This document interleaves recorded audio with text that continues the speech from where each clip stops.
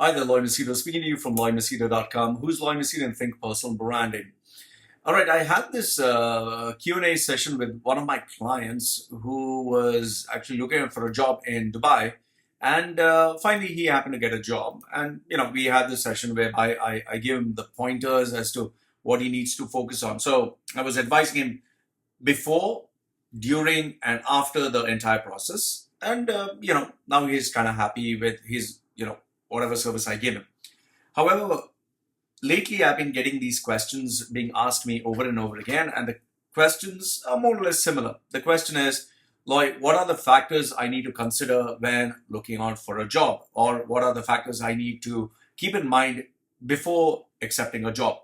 Now, for those of you who have been offered a job or are thinking of signing the dotted line, keep this much in mind. As an expat in the Middle East, once you sign the dotted line, you're contractually obligated for the duration of the contract. So if it is a 1 year contract, 2 year contract, or 3 year contract, and if you try to break the contract before the expiry date, you would be, there would be a clause as to what compensation you'd have to give.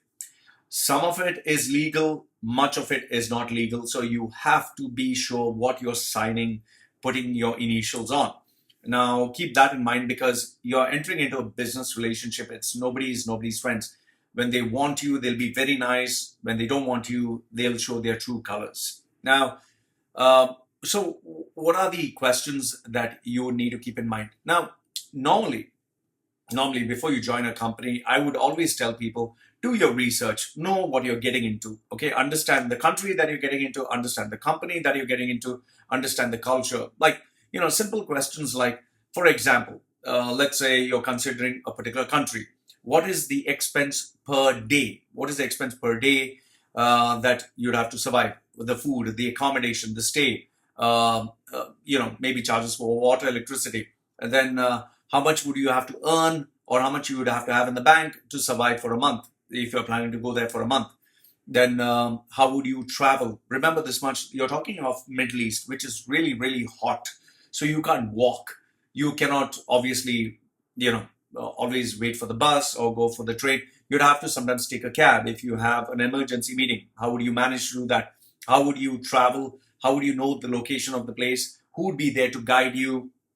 Then how long are you planning to stay in that country? If things don't go as per plan, what would you do next? Okay, what is plan B? What is plan C? Oh, you can't stay in Dubai anymore, or let's say you can't stay in Oman or Qatar or whichever country that you've gone to. Then are you just going to go back to your home and show your face and feel disappointed? So these are the things that you need to keep in mind. The second part, what you need to keep in mind is, let's say, the culture of the country or the company. Like, do you actually fit in? Are you the typical Asian who's trying to fit into a multicultural crowd? Because remember this, you'll be boxed and you'll be judged. Oh, he's like that, he's like this. So you need to have a kind of a flexible style of adjusting to other people. Then do you understand what you're getting yourself into? Do you understand the needs of the market? Do you understand and have you evaluated yourself? Do you know that what can you offer? What differentiates you from other people?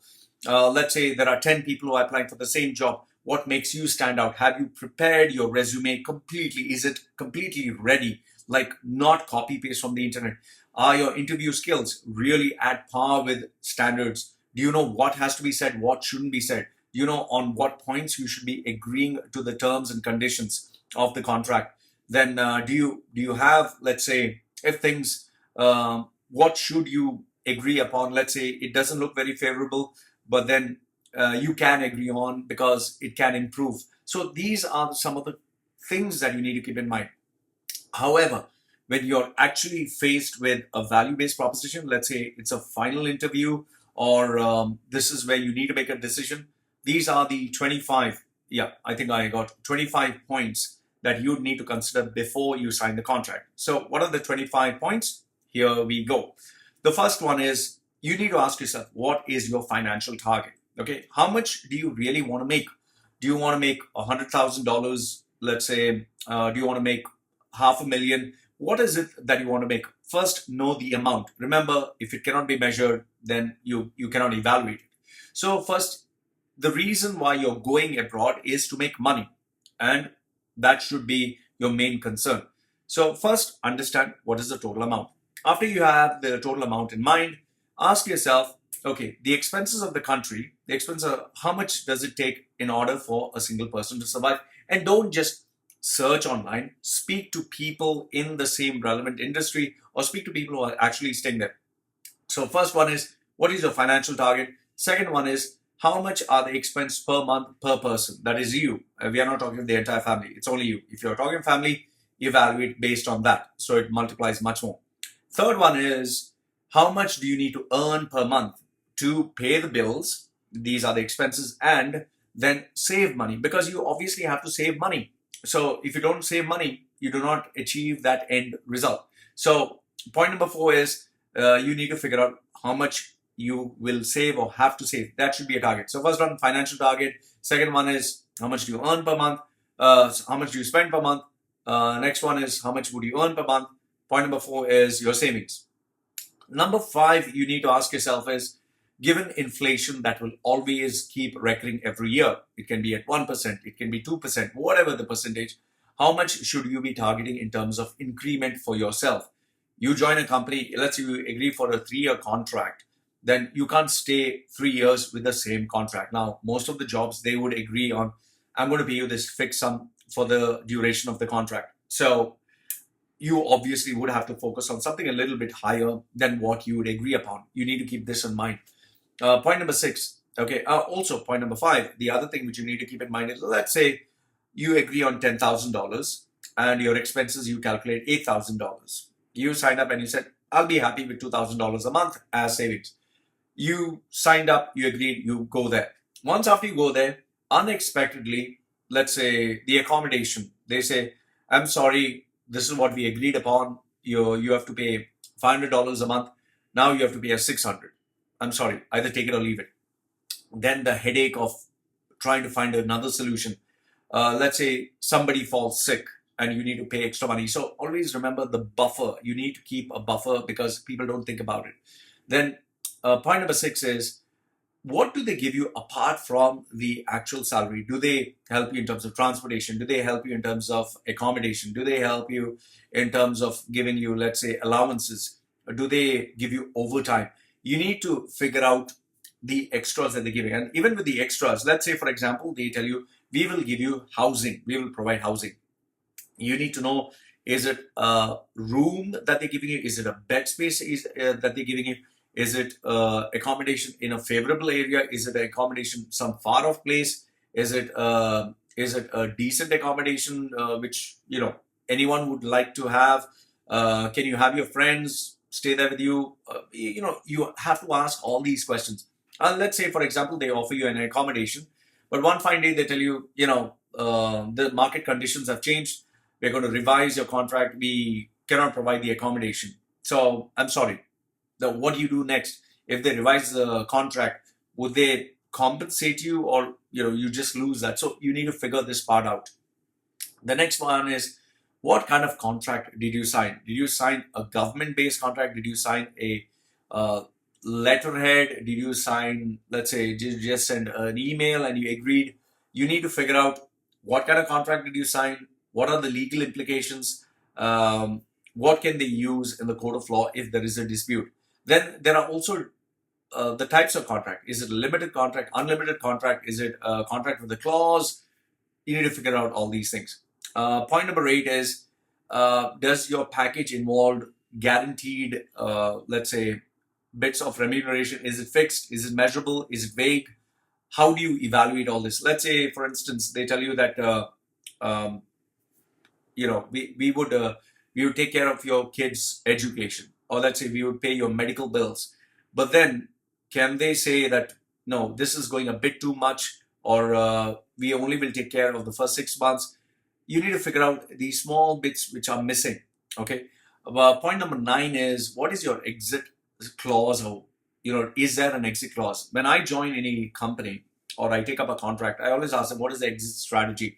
Let's say I I don't like the company culture, or let's say I do not like the employer, or I feel this job was not what I thought it was. What is the exit strategy? Would they compensate me if I want to leave? Would they give me 3 months' salary? Would they cancel my visa? Do I immediately have to leave? Do I have to pay the company for the expenses that they experience, the inconveniences? So you need to figure this part out. Okay. Point number 10 is, do they have different decision makers? Are they multiple decision makers? Is there a single decision maker? Is the person that you're talking to the actual decision maker? So figure this part out, because if you have A who is talking to you but is dependent on B, and the actual signatory or somebody else is C, then whatever you're doing is actually a waste of time. And I know this has actually happened. Point number 11, you need to ask yourself, how much time does it take for you to travel from where you're staying to where you're actually working? And from where you're working to, do you have to travel even further? People normally don't consider this, and this tends to be a massive headache. Imagine you'll have to spend 1 to 2 hours in traffic every single day, and furthermore, you'll have to travel another 1 hour. So you're talking of 6 hours, 6 hours that you're not being paid for, that you're actually giving for work related purpose. So that would really kill you. Then, point number 12, what else is involved in your job responsibility? Are you responsible for factors beyond your control? Let's say you're in sales. Sales means you have a particular product, you sold it. Does it end there, or are you responsible, let's say, for making sure that the customer is completely satisfied, the product is delivered, the payment is collected, the check is encashed, and after that, it's your target is considered complete. Because remember, if a customer gives you, let's say, a post-dated check for 6 months, are you? Is it like you have not completed your target because it's still pending after the 6 month, and let's say he defaults the amount? Are you held responsible for this? So you need to figure out what are the hidden bits in terms of the job responsibility. Point number 13, how do they measure your performance? Now, let's say you are selling a product or service that is new to the market, totally new to the market. You're really busting your chops. You're going and introducing it to everyone. However, there are no orders coming in. So is it like, did you work or did you not work? Do they consider that you did something or you didn't do something? Is it like it's only after you sold and we got the money, then it's a sale? So you need to understand this, and this has to be clearly defined, because many a times people join a company, the company is totally new, nobody in the market knows, you're busting your chops. You tell the boss, I'm really working hard, but the boss will say, then show me the results. What do you do there? It's not your fault. Point number 14 is, have you evaluated your vision for the next 1 year with this company, 5 years with this company? How far do you look at yourself being with this company, and where does it end? Because when you join a company, obviously you're not thinking far ahead, you're just thinking of the first step. But sometimes it's very, very important to ask yourself, what is the vision? What is your vision versus what is the company's vision? Is the company's vision, as long as this project is there, we will keep him, and after that, forget it, we are going to drop the project? Or is it like, we need this guy to be with this project as long as the project continues? The reason I'm telling you to consider this is because if in case plans change, then you would be, you'd be stuck. Point number 15 is, this is something people don't tend to ask, but what happened to the guy before you in that position? What happened to him? Did he leave? Did he have a problem with the management? Did he have some issue? Did he die? Did he just leave the company? You need to figure that story out, okay? Obviously, there's no straightforward way of getting this answer. You'll have to figure it out from someone else.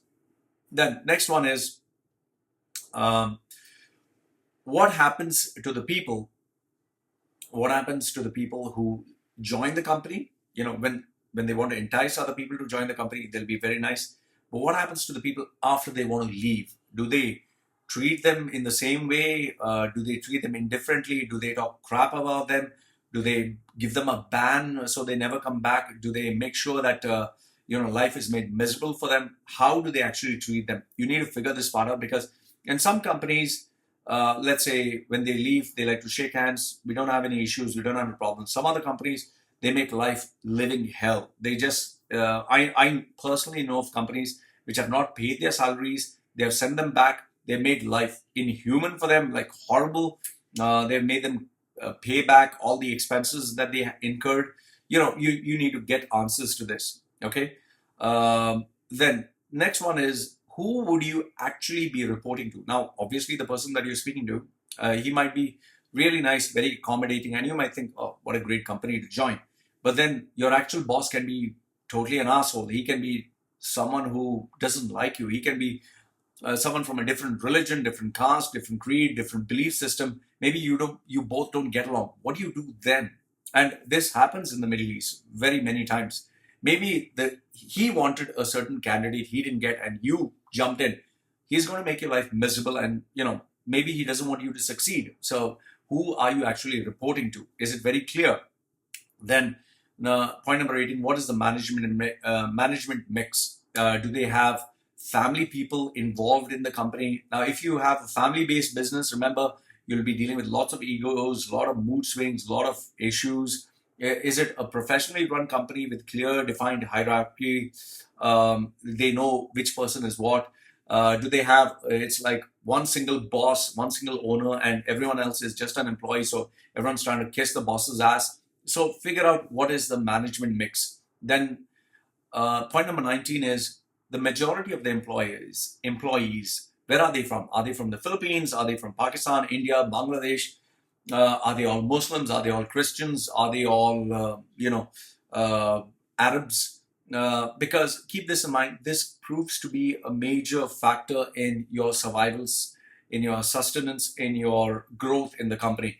Many a times, if you join, let's say, a company run by expats, they would understand the fact that they know what buttons to press or push, and they can really, make life miserable for you. Don't think that just because it's an Indian company and you're an Indian, they're going to treat you well. Sometimes your own people treat you shit. Sometimes if it's a multinational company, that doesn't mean it's going to be multinational. Maybe they have preference for certain nationalities and certain kinds of people. Now, you need to have a little bit of research done into all this. The next one is, do they have a non-competitive clause? Is it like if you join their company, you cannot join any other company which is in the same line of work? Let's say I've had people who,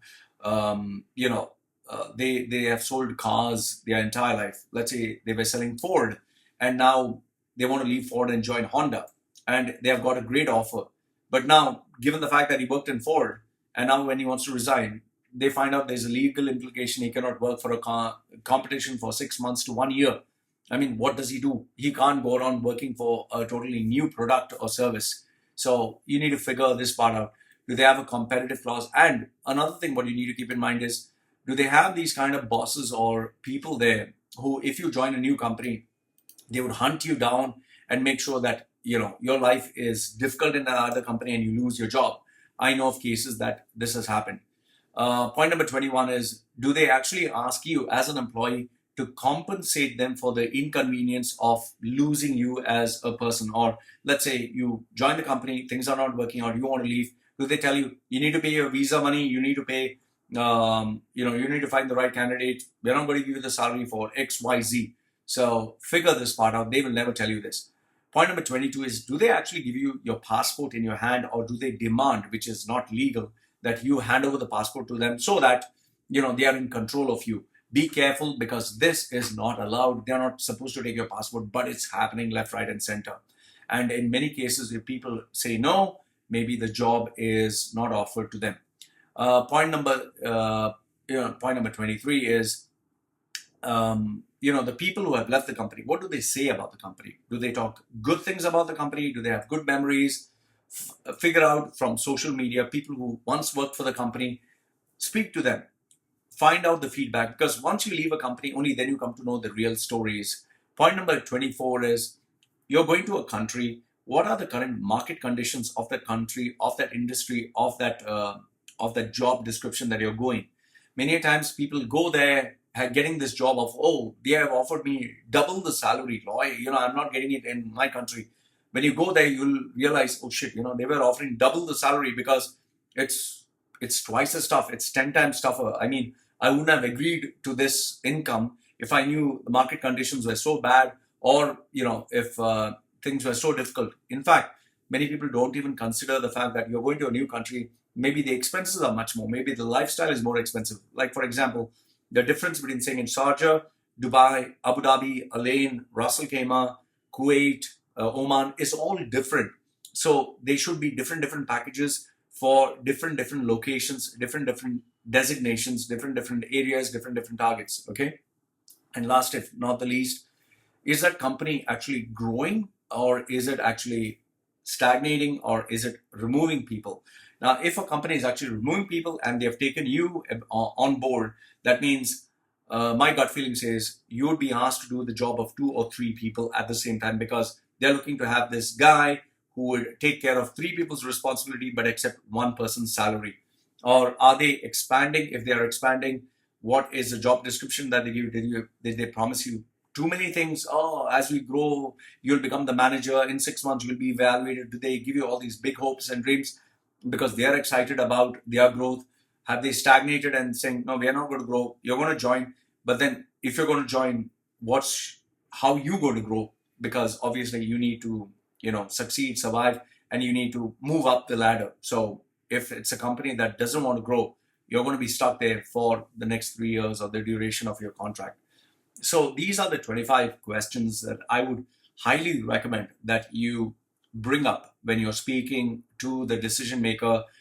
Take it down in writing and use your discretion to figure out whether you can ask these questions or cannot ask these questions, but try to get the answers to them hook or by crook, because these are the questions that will determine whether you must or must not accept that job proposition. And it will also determine whether the deal that you've got is actually good, not good, or it's a disaster.